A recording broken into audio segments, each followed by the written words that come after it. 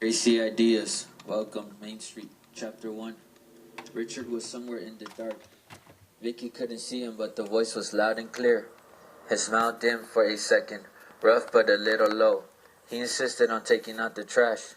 A picture showed both of them at the park. A picture showing both of them at the park was framed and stood on the counter. Vicky looked at it and paused. "I remember that day. I hope you never forget," she said as she walked out the living room door. Another diploma and a couple pictures on the wall made it feel like home. The horror which would not end for another 28 years began that fateful afternoon, on a dreary October night when the moon was full. Julian, this could Lightning not be and a heavy rain I couldn't understand. storm outside with raindrops on the floor. So you mean The to wind tell came me in that from you're just under like the me in door. rain? Richard walked back into the This room with the audiobook empty is in trash the bin. public In his domain. hands he held a rose. They always had a loving relationship, and they obviously cared for each other more than other folks. Judging by the look on Vicky's face, he could tell her anything her mind was up in space. "I'm just like you in a way." Manuscript, Julian F. My name is... I thought... Crazy Ideas. Welcome, mate. This audiobook is in the public domain, and this is fictional horror written by Julian Little, MNF, and Tuna. Street, Chapter 1. Richard was somewhere in the dark. Vicky couldn't see him, but the voice was loud and clear. His smile dimmed for a second, rough but a little low. He insisted on taking out the trash. A picture showed both of them at the park. A picture showing both of them at the park was framed and stood on the counter.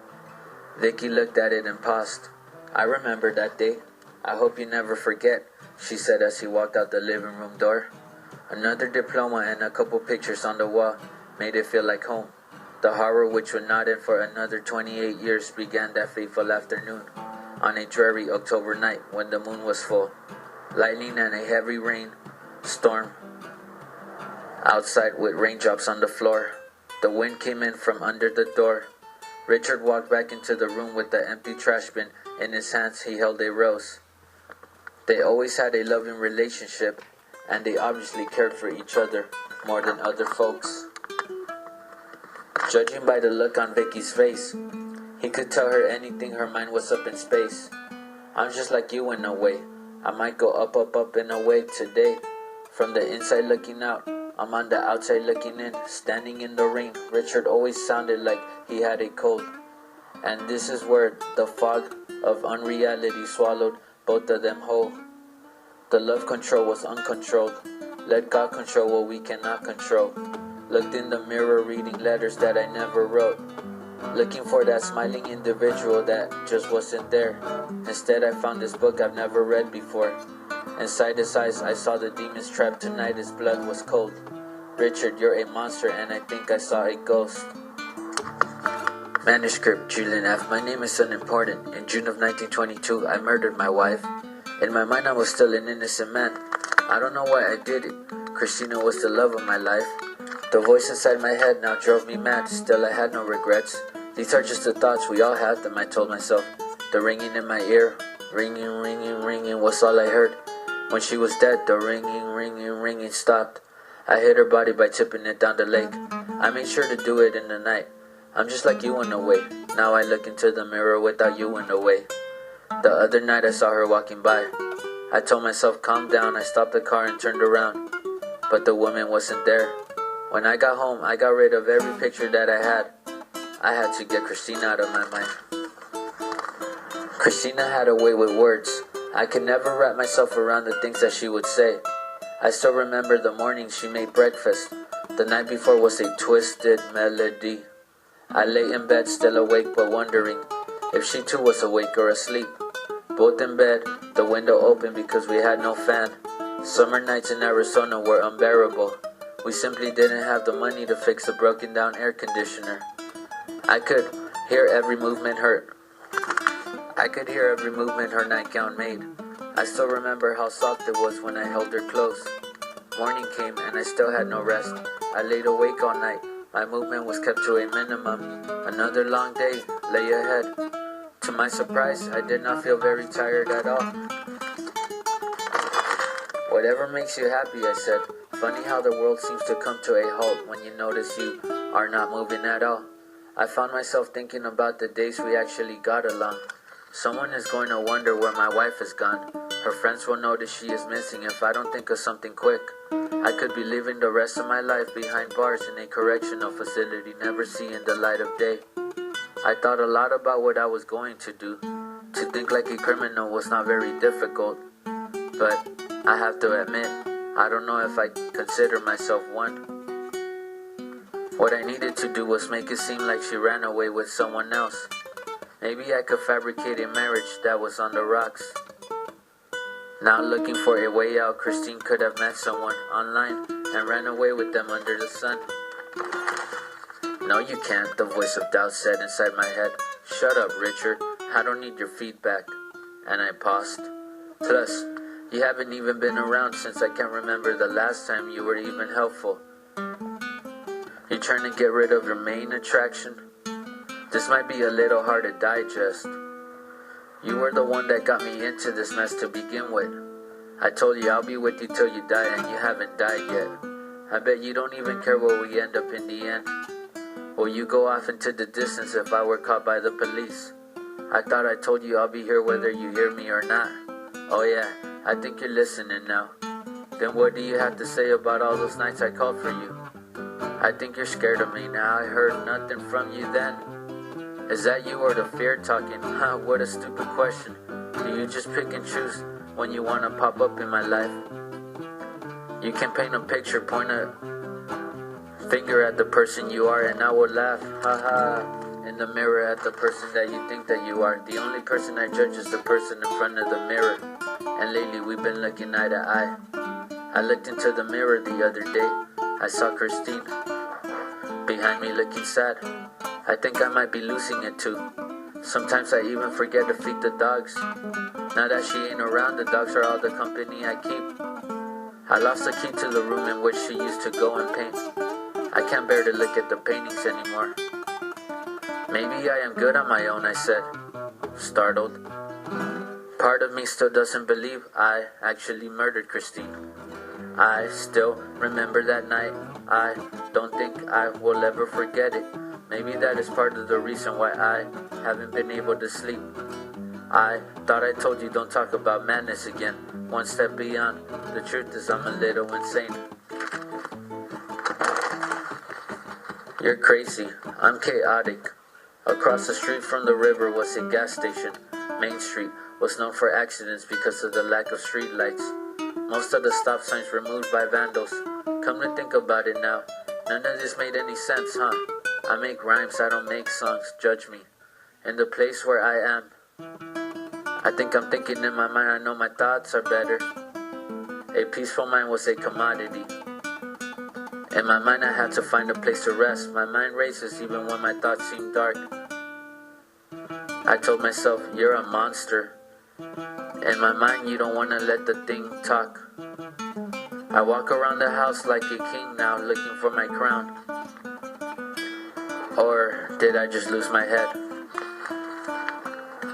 Last night I actually got some rest. Sleep, on the other hand, was something I could not get.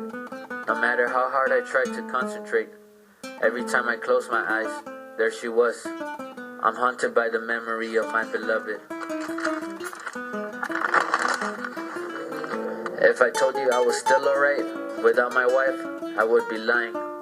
Feelings of remorse and moments of panic are surrounding the space in my mind. Sometimes looking at the door may bring up a memory of when I would be sitting in the couch watching television, just as Christine would come in happy to see me home. The police must have not found her body yet because I made her a pair of concrete shoes. I bet she went right down to the bottom. I talk to myself more now that I'm alone, I said. The voice of Christine is still inside of my head. Sometimes I hear footsteps. Where are you now? Are you leaving? Are you afraid of being alone? 'Cause I am. I scream her name in the middle of the night. And in the morning, I'm just glad I'm alive.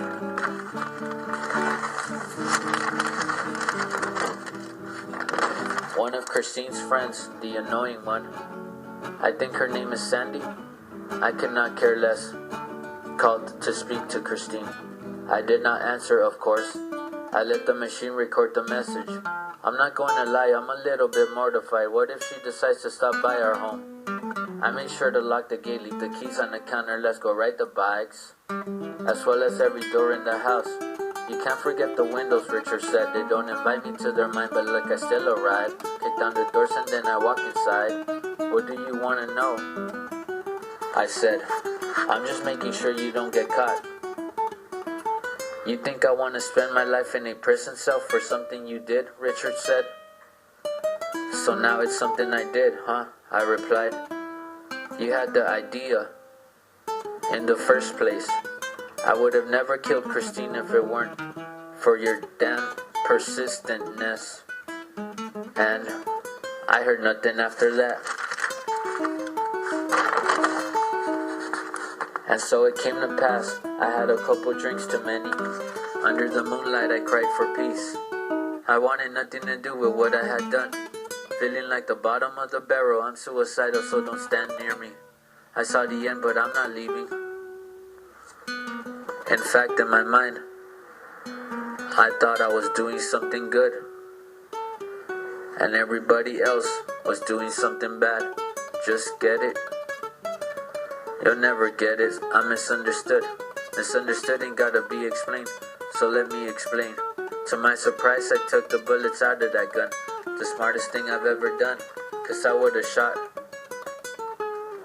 me and anyone that stood near me.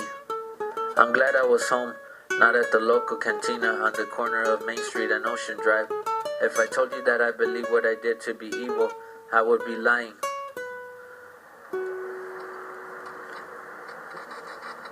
I killed the only rose that ever gave me love. The thorn was sharp, and now you're dead and gone. That night I cried myself to sleep. Watching TV the other day, local police department officials found a body in the Derry River Park. The body was identified as a 34-year-old male named Norman Guzman. For a second there, my heart dropped to the floor. I was halfway out the door already in a pickup truck going 90 on a highway halfway to Mexico on the road of I'm getting the hell away from this before it all blows over. As soon as I heard Norman something, I realized it wasn't Christine. I watched the news all day just in case I heard anything about the Derry City Lake. I wonder how much of her is really left inside that lake, and how much is in the stomachs of the fish and worms. If they don't find a body, it would be a case of a missing female, last seen running away from life, dying in the night. This is the sequel to the story that I never wrote. So many trees the last time, way too many faces, way too many places. What's your definition of the mind? The person who I am and who I want to be cannot connect. I went looking for a place to be. Without a doubt, the day I opened the trunk and saw Christine laying there was the breaking point for me. And if you want to hear the rest of the story, then I need to write it. So I guess